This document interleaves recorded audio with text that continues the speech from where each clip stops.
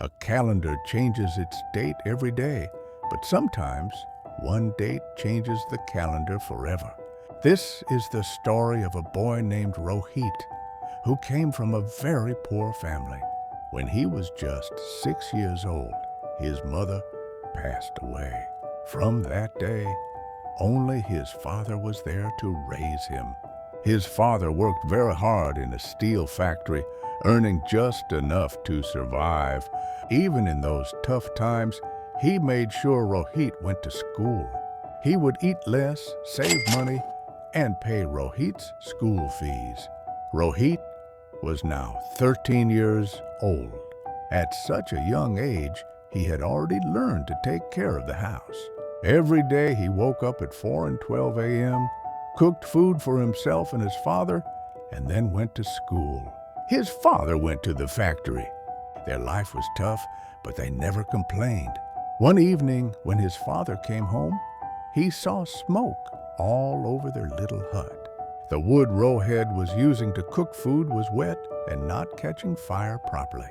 The room was full of smoke, and Rohit was coughing badly. His father rushed to him and took him outside. "Look at you. Your eyes are red. You're coughing so badly. Why did you start cooking?" "I could have done it today." But Rohit smiled and said, "No, father. You work all day. You get tired. I don't want you to work and cook, too. I come home early from school, so I will cook from now on." His father was touched. He smiled and said, "Then tonight, we won't eat at home. I got my salary today. Let's go eat outside." That was a rare moment of joy in their difficult life. Rohit was smart and hardworking. Even after doing all the housework, he always came first in class. His father had a dream to see Rohit become a doctor, and Rohit was determined to make that dream come true. But then life took a painful turn. One day, while working in the factory, a heavy piece of iron fell on his father's hands. The injury was so bad that doctors had to cut off both his hands. After 5 months, his father came home from the hospital broken and hopeless. "I had so many dreams. First, I lost your mother, and now my hands. I just wanted to see you become a doctor, but now it feels like that dream will never come true." Rohit sat beside him, held his hand, and softly said, "Don't worry, father. Your dream is still alive. I promise I will become a doctor, no matter how hard it gets." From that day on, Rohit started doing everything on his own. He studied in the morning, went to school, and after school, he would go from house to house selling soap for a company. The small money he earned helped him pay his school fees and buy you food. Saturdays and Sundays, he sold soap all day. But one week, nothing was selling. He was tired, hungry, and heartbroken. It was the last day to submit his college admission form, but he had no money. By evening, he had not sold a single soap. Tired and hopeless, he reached one last house. This time he thought, "If they don't buy the soap, I will at least ask for food." A kind woman opened the door. Seeing Rohit's tired face, she said, "You look very hungry. First, eat these biscuits and drink some water." After eating, she asked, "Don't you go to school?" "Yes, ma'am.